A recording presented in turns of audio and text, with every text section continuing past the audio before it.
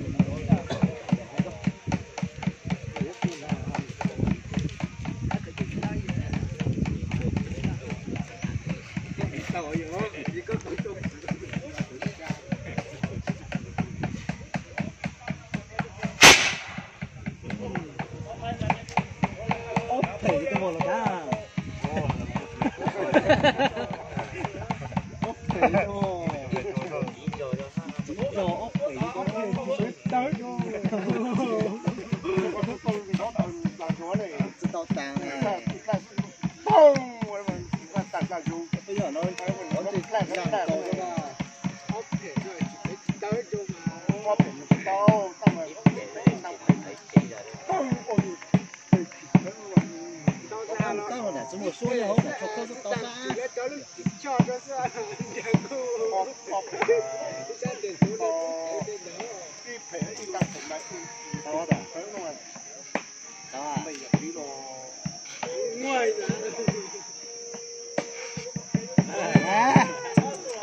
？đau rồi hả?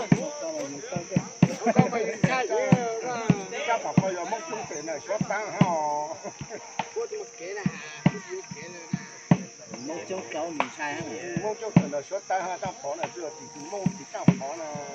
Cái đó kia đây khó tụng thôi à? Nói con mà khó kiến luôn à? Đấy, mình còn khó chơi thế này mà. Sống là chỗ. Cái phao ô, cái phao. Nè, nó chế nó xả đây rồi. Tao dạ thế hả? Mình có tật tao, chứ sao? Có tật tao. Nè. Lô hú chưa? Ô, tí đó. Tí đó.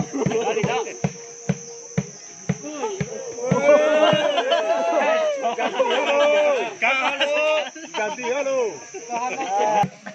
Có quân nhân, bè lại cái gì?